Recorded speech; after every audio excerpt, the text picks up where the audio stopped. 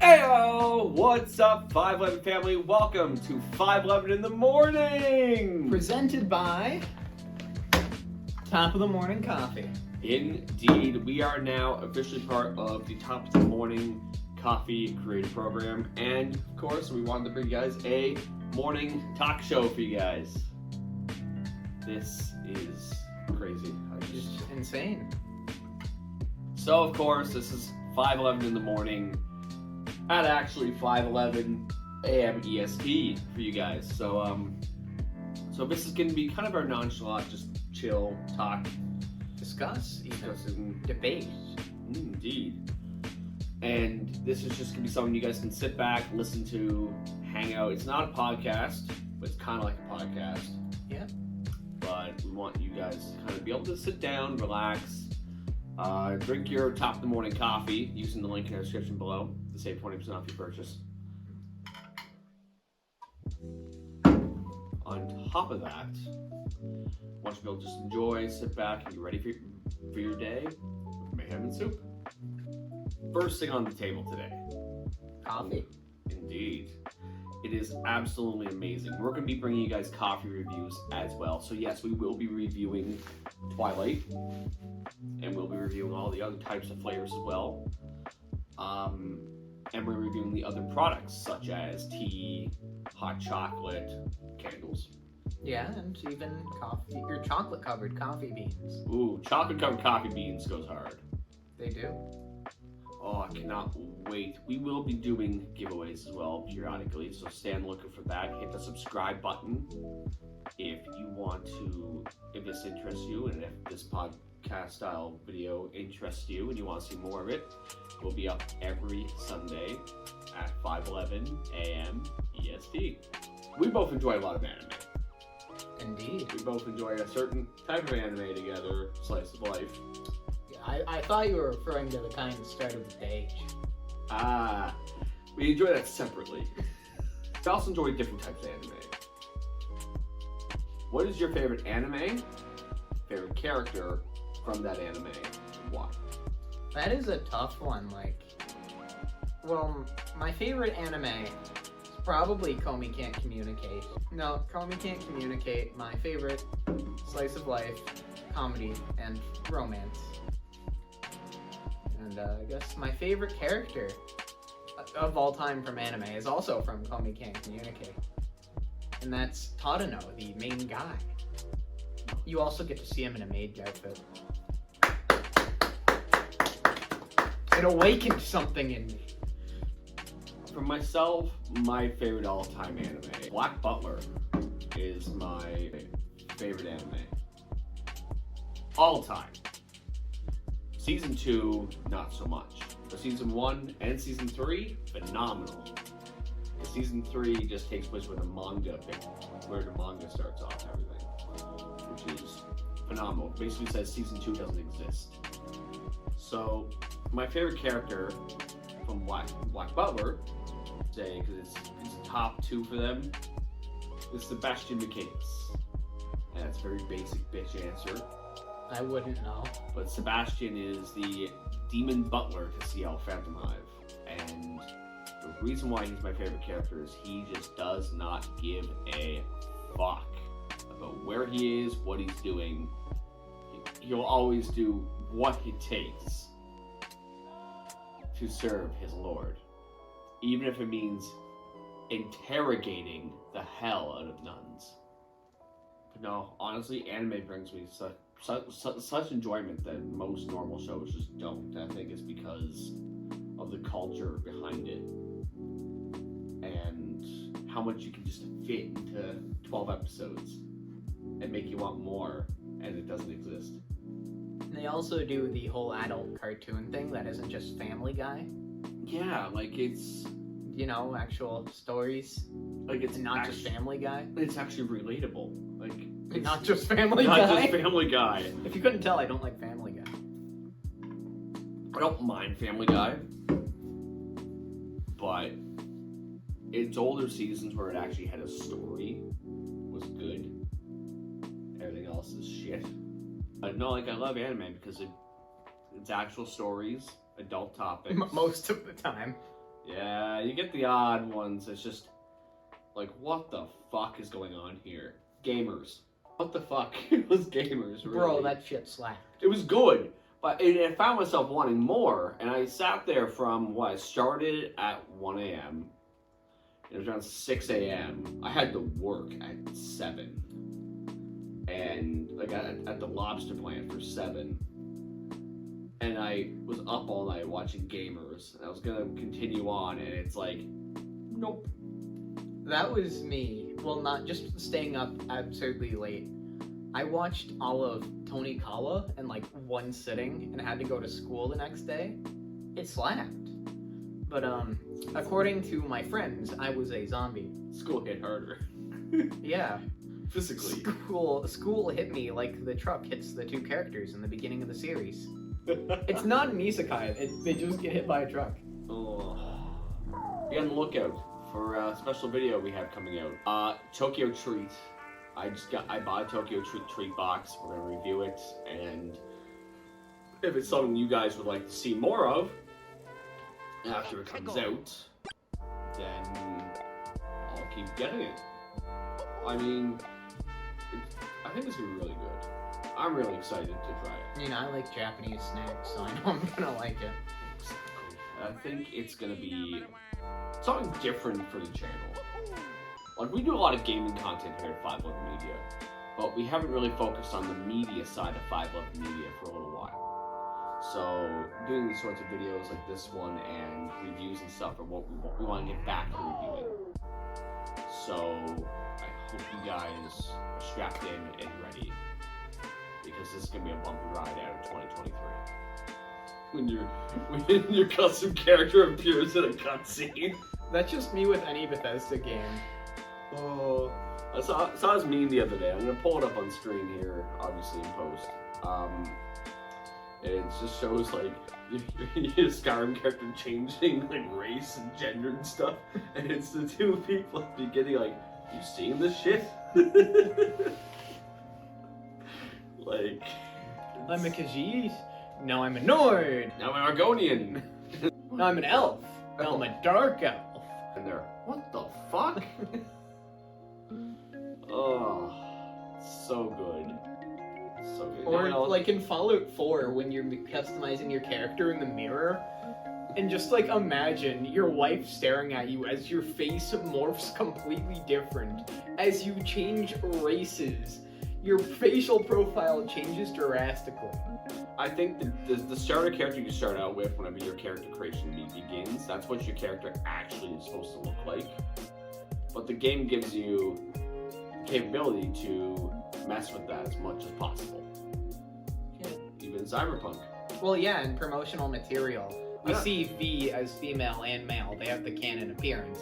Like in figures, like I own an Nendroid of male V. That's his canon appearance. But do I go for canon appearance? No, I want to be the cyber crackhead who has a rock star in his head and slices people up with blades that come from his arms. But I do gotta say, you know what else is really good? Top of the morning coffee.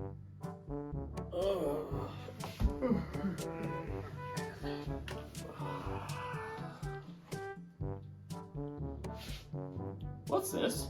Looks good. You find it hard to get out of bed in the morning. What the fuck was that? Did I forget to take my pills again? Wait, if you heard it, I didn't. Try this! Whoa!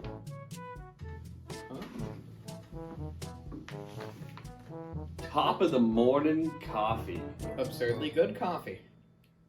Use the link in the description below. Save 20% off your purchase. Cheers.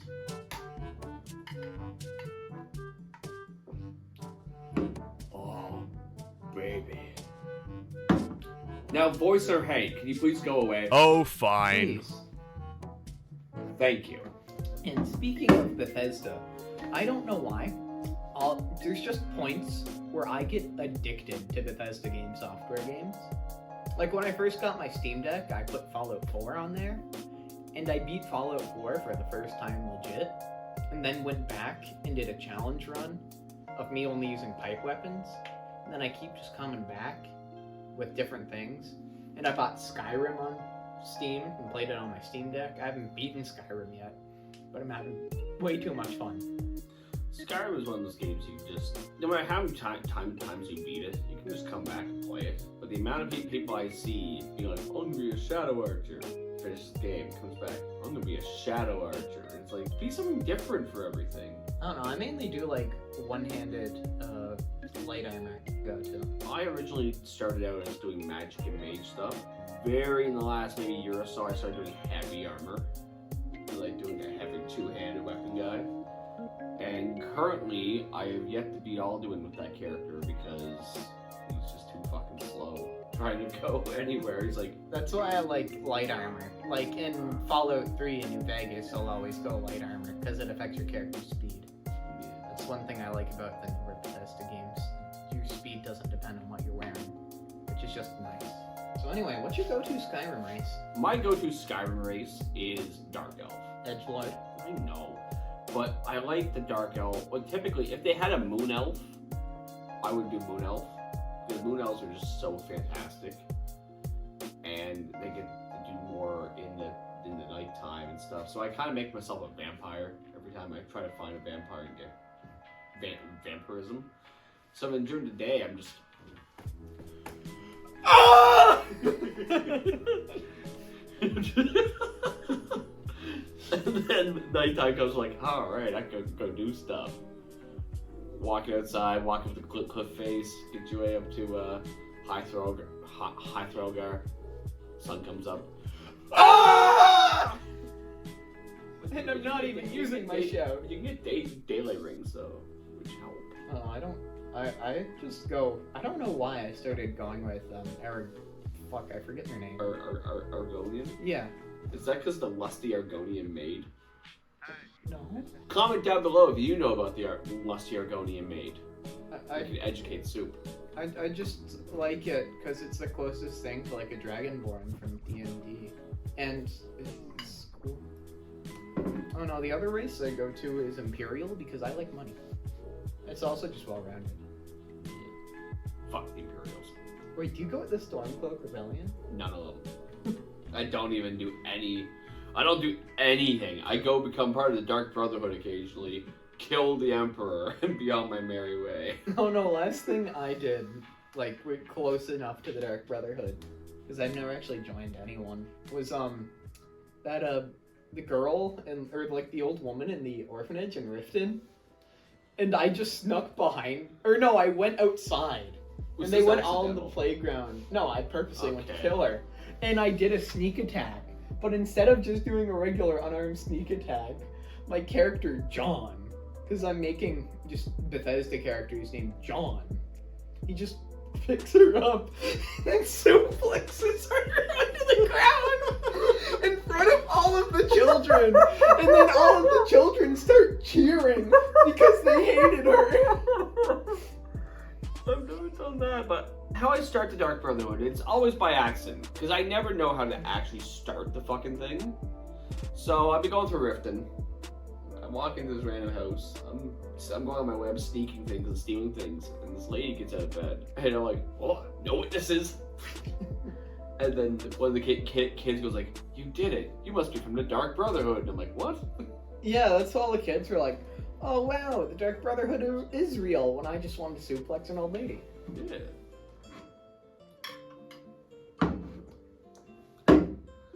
Oh man. Do you have a go-to spouse in Skyrim? I have never married in Skyrim.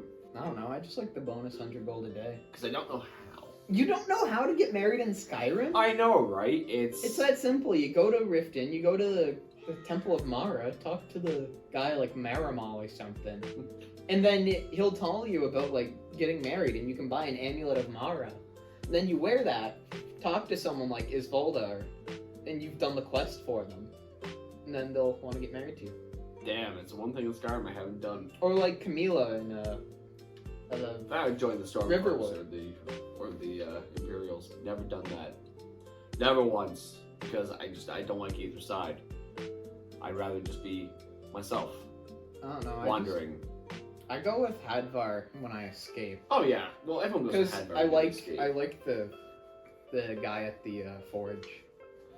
You always get it. Everyone leaves a Hadvar. If you leave a Valvor, there's... Or Wayloff. Yeah, Rayloff.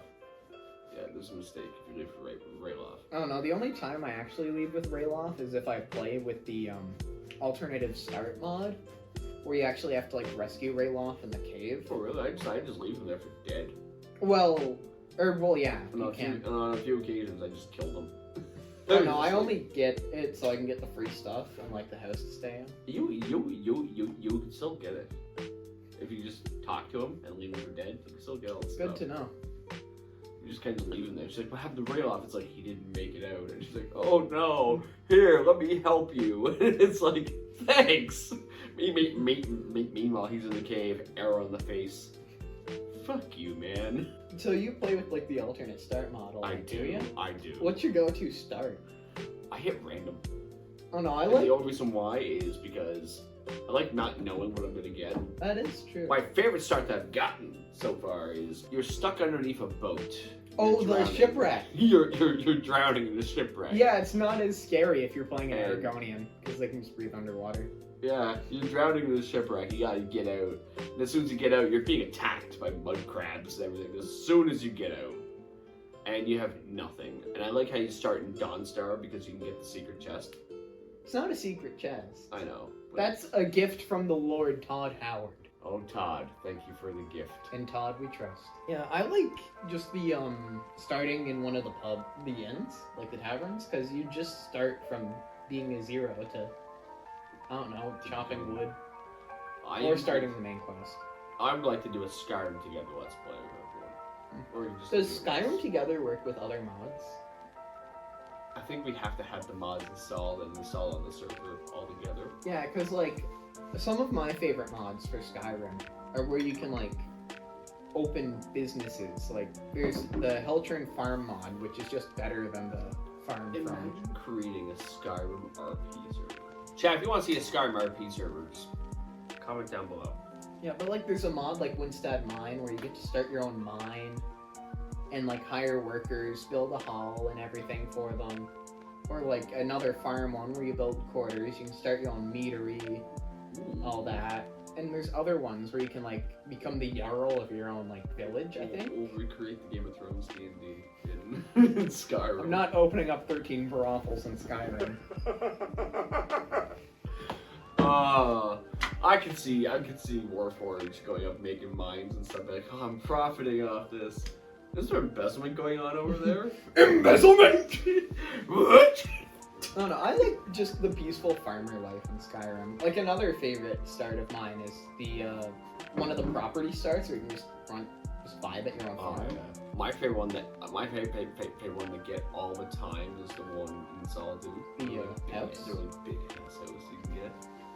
It's like, yeah. Oh no, I like Breeze Home because it's just so quaint and cozy. I always end up losing the key to Breeze Home. How do you lose the key?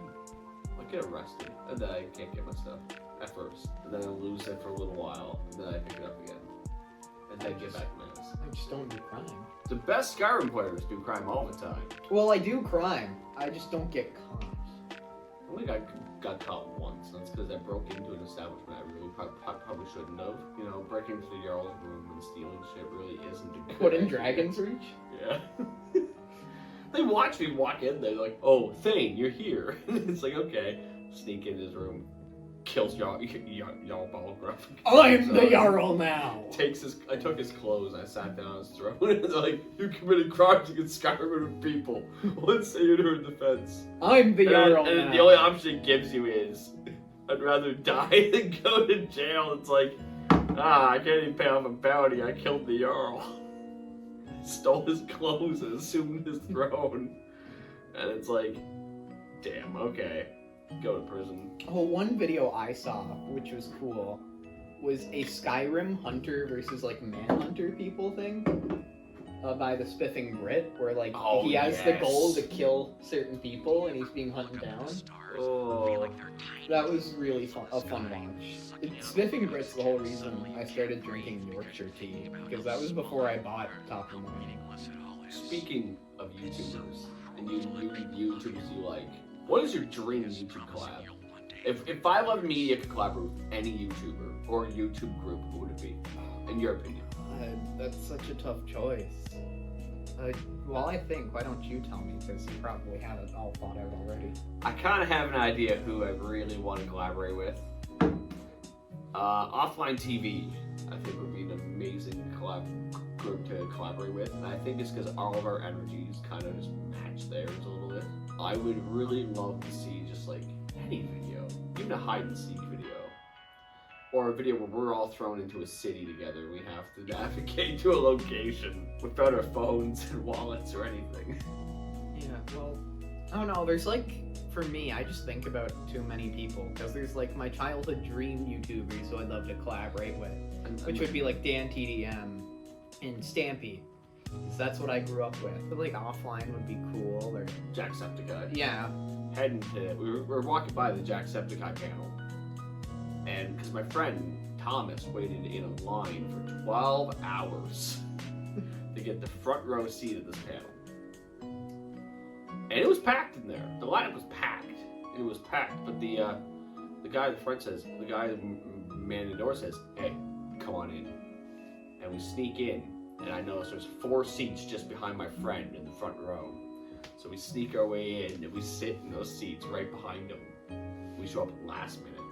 And he's like, what the fuck? How did you get here? I'm like, we just got in here. And he's like, I waited 12 and a half hours in a lineup. There's some toxic people for 12 and a half hours. And the panel was phenomenal. He did an Antisepticeye thing right before he came out on stage and stuff, and it was phenomenal. And it was just a great overall panel to go to. So Lester, go to your maid. What the fuck is it? It's like a smut novel. It's a smut novel in Skyrim. Oh, can you just like find it around the world? I forget where it's at, but you can find it. You can find it and read it, and it is it's an interesting read. But it's because Skyrim's a rated M game.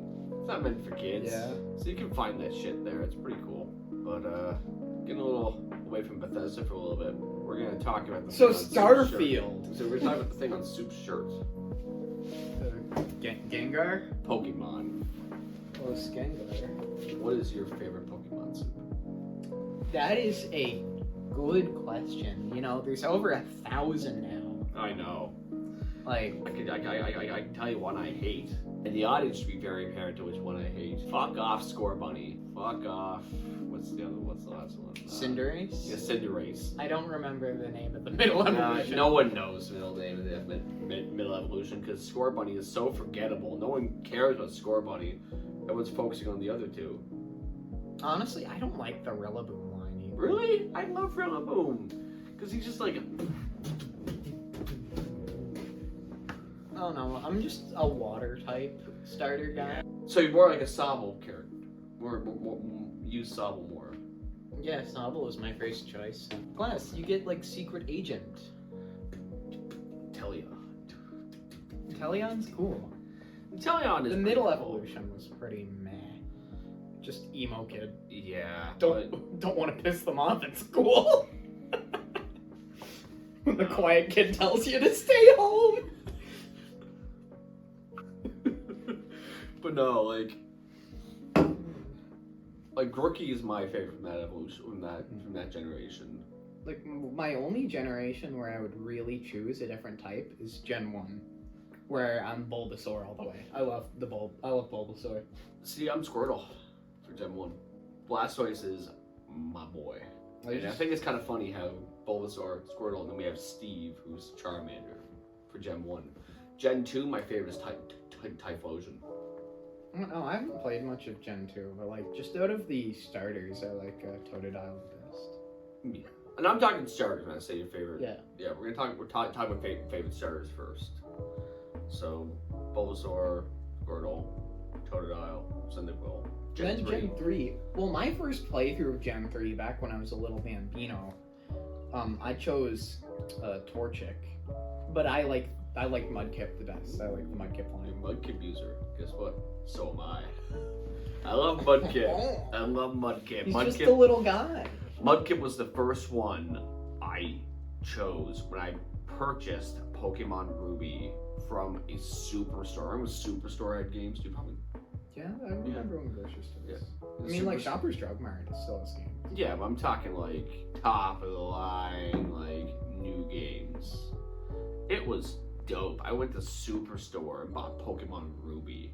And it was like the most cool shit ever. I bought it and I played the game. I beat the game within 3 days. Constantly playing. Mind you, I go to school, have a Game Boy with me, play on my lunch break. And we had the link cable that we would trade Pokemon back and forth with.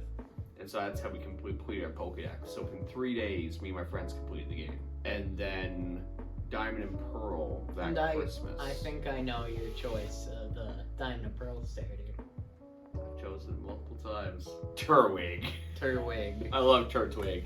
Turtwig and Torterra were... Turtwig was my first choice when I bought Pearl. I'd save up my allowance, so technically my parents paid for it because it was my allowance. But I mean, oh, how I got my copy of Gen 4? My friend gave it to me. Found it in one of his houses from the family who was in it before, and he had a copy of like Diamond or like Platinum, and then I got Diamond. So that's how I got Diamond, and I'm a Diamond person now, mainly because I grew up with Dan TDM, the Diamond minecart. Like I chose Piplup. I like the Piplup line. I skipped Sun and Moon, anime and game, and the only reason why I skipped it was the Alolan forms. Hated them. Alolan Raichu slaps. The first Alolan form I saw was Executor. He's a tall boy. Yeah, I don't like it. He's lanky. I don't like it. That's because I grew up with Gen 1, Gen 2, like as my first set of games. I absolutely hated whenever they were like, here's a different form of them. But it's such a neat idea. Oh, it is. It's such a great idea. And like Alolan Vulpix. And they made up for it with the Hisuian forms. They did much better with them. Early stages, different forms. And that's why I don't know half the names, guys. It's because I skipped Sun and Moon. And that's because Sun and Moon came out while I was in high school. I played the other games. I love the other games. I played X and Y until just about Sword and Shield came out. X and Y go hard. X and Y slap. People go after it because of like the friendly rivals and shit, but like it's a fun time. I love the friendly rivals. And I think another thing that turned me off of Sun and Moon was the lack of Elite Four. Lack of actual gym badges and stuff. Oh no, I liked the whole island challenge and you beat the thing, you get the Z move, and since I was 11 when Z moves came out, they were cool. That's another gripe I have. But now that I am not 11, Z moves are dorky. Z moves suck. Like, it's just like, okay, cool, you give yourself a more powerful move. Like we get Mega Evolution. That is amazing. Mega Evolution slaps. Then we get Z moves. But Z moves crawled so that the terrestrialized forms could walk. Yeah, terrestrialization's really good. Terrestrialization's amazing. I mean, I like Dynamax too. Yeah, Dynamax too. Dynamax. Yeah. So yeah, like literally Z moves walked so Dynamax could just could walk. And then terrestrialization ran. Like as Mega Evolution I think they learned from their lesson with Z moves. Yeah, so Z moves like. Well, they even combined like Z moves and Mega Evolution with like Dynamax when that first came out, because you would get the bigger Pokemon, the better stats, and then you'd get stronger moves, like unique moves to it, and then like Gigantamax was cool because you got like the forms. Like I remember when Gigantamax Pikachu was revealed, and it's just fat Pikachu. Pikachu! Sword and Shield hit different. It was the first game that brought me back to modern Pokemon. Yeah, like Sword and Shield is like people are like, oh, it's mid, but I enjoyed it. It got a lot better with DLC. I haven't played the DLC. I've been meaning to get it. So good. Should I like buy the DLC and restart? Yes. I bought the DLC when I bought the game because it was just like they just released the last one. And I was like, okay, I'm gonna. I bought I've been buying all Pokemon games on release since Let's Go. Which, on the topic of Let's Go, they are the most forgettable Pokemon games. I forget Let's Go even exists half the time. I only remember. And there's a reason why they only made 2 of them. I only and remember. they started doing Legends. I bought Let's Go Pikachu with the Pokeball controller. Yes. Which is fucking sick. And I bought it at EB Games, which is now GameStop. Yeah. And I even got like a little poster with it because it was launch day. And then I bought Sword and Shield on launch day after my friend bragged about pre-ordering it, so I went to Walmart. And then I just started buying on release day and became a tradition. One game I was really happy to buy with release day was Scarlet and Violet. And that's because all of us bought it on release day. I bought the double pack. Stupid fucker. Because you're like, oh, I'm gonna get so much stuff. And then you're like, same game. No, I'm still happy. They are good I games. do want to try and get all of like They the are two good. generations. They are good games. I gotta play more Scarlet and Violet. I sort of just stopped playing. I gotta beat so many Pokemon I games. haven't had time to pick up Scarlet and Violet again. I don't have Since time. since I completed it, and now there's DLC. I want to wait till the last of the DLC come out, buy it all at once, and then enjoy the game from there. Because I hate having I'm gonna go through that DLC in a day. Just gonna point that out. It's a big DLC. I'll have that gone in a day. Because whenever I sit down to play a Pokemon game, I'm not sitting down for an hour or 2 at a time. I'm sitting down. I know I'm off the next day. I'm gonna sit down from 6 p.m. until 9 a.m. complete it and be done with it. Which, that's just how I am with these games. Oh, one Pokemon thing that I'm still mad that never came out. I still have that copium in my heart. Well, 2 things, but one of them isn't as big. Pokemon Z. I wish they came out with Pokemon Z. Pokemon Z would have been great to have Zygarde. Because we literally got the anime. X, Y, Z. We have Zygarde. No! There was supposed to be... Because originally they were going to do everything like Platinum. They were going to have a 3rd game to go along with it, because they did that for Emerald. They did that for Gen 2 with Crystal. Did it for Gen 1 with Yellow. Technically they had Green, but that's just for Japan. Yeah. But they had 3 games. Up until after Gen 4, when Gen 5 came out. Which really fucked it all up. I love I gotta say this. I used to hate on Gen 5 so much. But when I redid the playthrough for stream, and I played through the entire game in a sleep lock, and I bet the game and everything. Turns out I love the game. I just hate some of the Pokemon. 2 in particular. The ice cream cone Pokemon. Fuck Vanillix. Fuck Vanillite. Fuck Scorbunny. Fuck Cinderace. There's only 4 Pokemon I actually hate. Well, that and Sun and Moon. But we're gonna put Sun and Moon where its own thing is. And then, who knows? Maybe it'll be like another Black and White thing where I go back and I'll play the game. I'll just sit down and play it, and maybe I'll enjoy it. Well, Sun and Moon was also the first Pokemon game I had the 2 copies of, because on Christmas I put on my Christmas list Pokemon Sun, and I got both. Yeah. And then I bought Scarlet and Violet double pack. So it was only I like how I pre-ordered my shit. And I only pre-ordered it so I could play launch day right at lunchtime. Still couldn't play it at lunchtime. I was pissed. It's not 12 a.m. Pacific yet. I had to wait till 4 a.m. to play the game, man. Yeah, I hate it when they do that. I like it when it's just a set time. For me, the most recent game I stayed up and was hyped for was Like a Dragon Gaiden. And that released 12 a.m. EST, so it was just 1 at a time. So I literally just had my PS5 on. I had it there on the home menu, and I was playing on my Switch or Steam Deck or something. And I just keep glancing up my PS5. The second the 1 turned to a 0. And that was only that game released this month. Dude. Which also, play the Yakuza / Like a Dragon series. It's really good. I do gotta say, that top of the morning is amazing, and you should use the link as with much as I love our coffee talks, Thank you guys for watching today for 511 in the morning with 511, with myself and Soup. If you guys want to see guests come on the show, by all means, let us know. We're making some guests here. We're going to probably have Warforged and Steve on the show at some point. And if you have any discussions you would like us to discuss about, leave it in the comments. Indeed. And also, I know we said this many times in this video, click the link in the description below.